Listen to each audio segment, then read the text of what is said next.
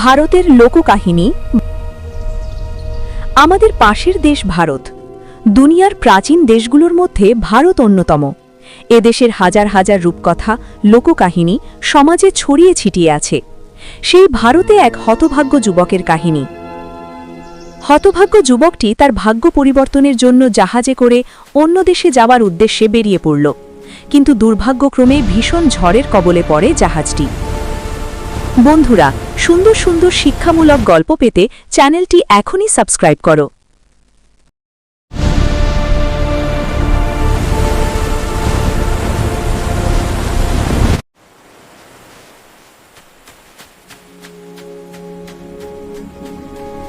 ভারতের এক হতভাগ্য যুবক নিজের ভাগ্য পরিবর্তনের আশায় একদিন জাহাজে চড়ে অজানা দেশের উদ্দেশ্যে রওনা দিল, কিন্তু ভাগ্য যেন তার পিছু ছাড়ল না। হঠাৎ সমুদ্রের বুকে শুরু হলো ভয়ঙ্কর ঝড়। বজ্রপাত, উঁচু ঢেউ আর এক বিকট শব্দে পাহাড়ে ধাক্কা খেয়ে ডুবে গেল জাহাজটি। সবাই মারা গেল, কেবলমাত্র যুবকটি বেঁচে রইল। অনেক কষ্টে সাঁতার কেটে সে পৌঁছালো এক নির্জন দ্বীপে।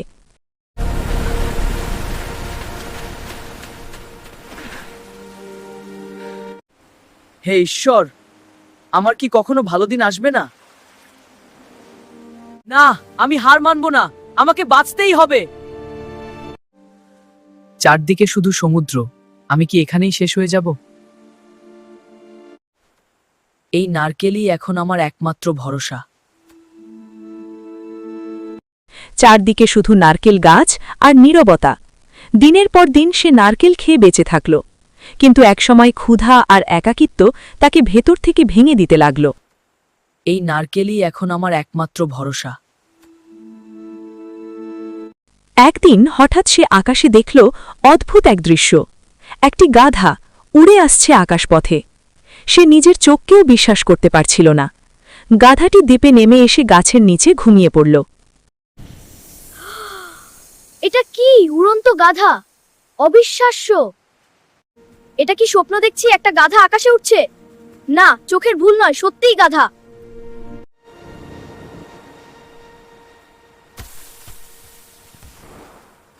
যুবকটি পা টিপে কাছে গিয়ে দেখল গাধার পাশে পড়ে আছে এক জলজলে হীরকখণ্ড। সে হীরাটি হাতে নিতেই অদ্ভুত এক শক্তি অনুভব করল। মনে মনে ভাবল, আমি যদি এখন গাছের মাথায় উঠে যেতে পারতাম। আর মুহূর্তের মধ্যেই সে গাছের মাথায়। তখন সে বুঝল এটি এক জাদুর হীরা। ওয়াও, এটা কি? এটা জাদুর হীরা! কি অদ্ভুত আলো! আমি যদি এখন গাছের মাথায় উঠতে পারতাম। অবিশ্বাস্য! সত্যি এটা জাদুর হীরা। গাধাটি আসলে ছিল এক দুষ্টু জাদুকর। যুবক কৌশলে তাকে বিভ্রান্ত করে শেষ পর্যন্ত পাথর মেরে হত্যা করল। জাদুর হীরা এখন পুরোপুরি তার দখলে। হীরার শক্তি গাছের মাথায়! গাছের পারবি না। এই হীরার শক্তি আমার। কে আমার হীরা ছুঁড়লো? ক্ষমা করো। এই হীরার শক্তি আমার। ক্ষমা করো, কিন্তু বাঁচতে হলে আমাকেই আগে আঘাত করতে হবে।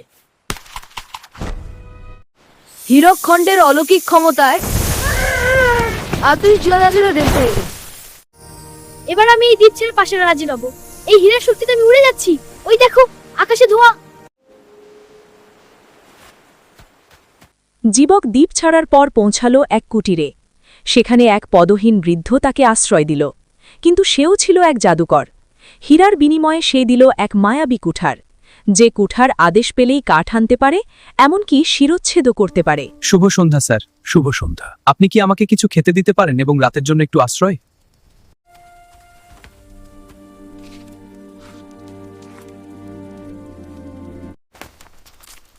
তা তুমি এখানে এলে কি কর? শোনো, আমি তোমার কাছ থেকে ওই হীরা কিনতে চাই। তার বিনিময়ে আমি তোমাকে আমার মায়াবী কুঠারটি দেব। আমি যদি এই কুঠারের হাতলে একটা চাপড় মেরে বলি, কাঠ আনো, আগুন জ্বালো, তখনই কুঠার বনে উড়ে গিয়ে কাঠ কেটে এনে আগুন জ্বালিয়ে দেয়।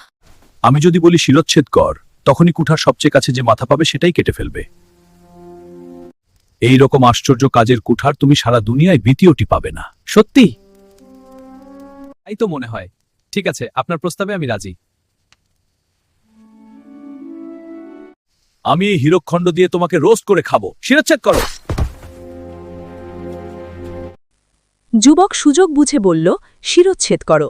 আর মুহূর্তে শেষ হয়ে গেল সেই জাদুকরের জীবন। পথে আবার এক অদ্ভুত বৃদ্ধের দেখা পেল সে। তার হাত নেই, কিন্তু চোখের লোভের আগুন। সে হীরার বিনিময়ে দিল এক জাদুর গামলা, যা চাইবে তাই খাবার দেবে, আর উল্টে দিলে বন্যা বইয়ে দেবে। আমাকে নদী পার করে বৃদ্ধের কাছে নিয়ে যাও। তুমি নদী পার হয়ে কেমন করে এখানে এলে? খুব সোজা, এর সাহায্যে আমি যা ইচ্ছা করি তাই করতে পারি। তোমার ওই হীরকখণ্ড আমি কিনতে চাই। তার বিনিময়ে আমি তোমাকে আমার এই মায়াবী গামলা দেব। এটা কি সত্যি? তুমি চাওয়া মাত্রই গামলা, পোলাও কোরমা, ফিরনি জর্দা, রসগোল্লা, সন্দেশ, আমজাম, কাঁঠাল ভরে যাবে। যা চাইবে তাই পাবে তুমি। তারপর গামলা উল্টে দিলেই সেটা মুহূর্তের বিশাল ঘূর্ণাবর্ত নদীতে পরিণত হয়ে চারপাশে সবকিছু ভাসিয়ে নিয়ে যাবে। তোমাকে কেউ ছুঁতেও পারবে না। কি রাজি? অবশ্যই রাজি। এত খুব ভালো প্রস্তাব। শিরচ্ছেদ করো। যুবক আবারও বলল, শিরচ্ছেদ করো। আর কুঠার উড়ে গিয়ে শেষ করল আরেক দুষ্টু জাদুকরকে। এই মাংস খুবই সুস্বাদু। আমি মাংস খাই না। গভীর জঙ্গলে সে দেখা পেল এক বিশাল দৈত্যের। দৈত্যের হাতে এক জাদুর ঢোল। এক পিঠে বাজালে পশুরা ভয়ে স্থির হয়ে যায়, আর অন্য পিঠে বাজালে হাজির হয় বিশাল সেনাবাহিনী।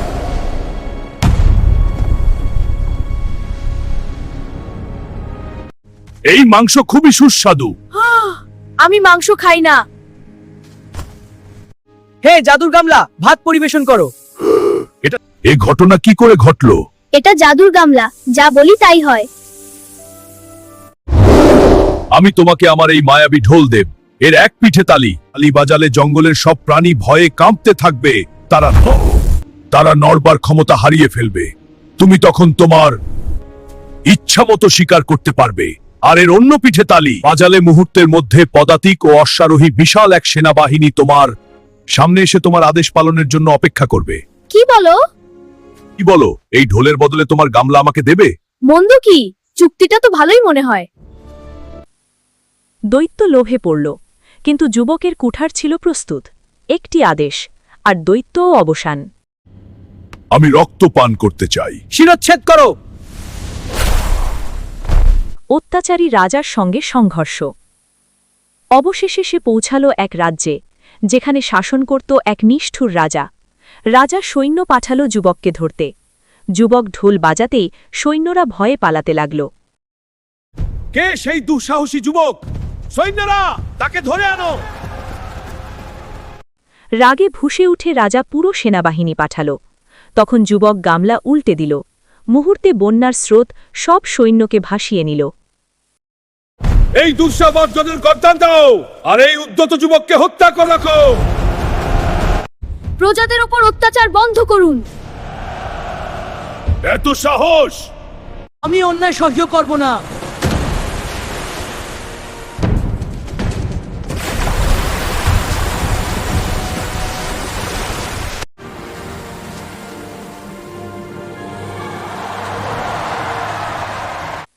পরাজিত রাজা শেষমেশ ক্ষমা চাইল।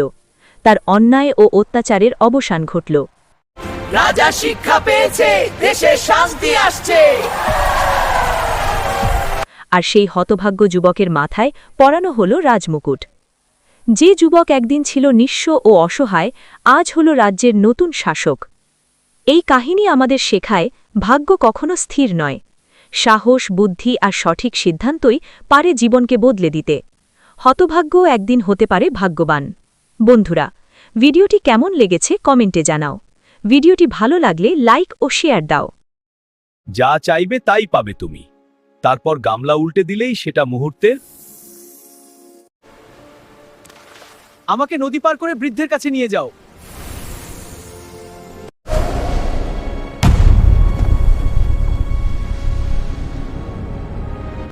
রাজা শিক্ষা পেয়েছে, দেশে শান্তি আসছে।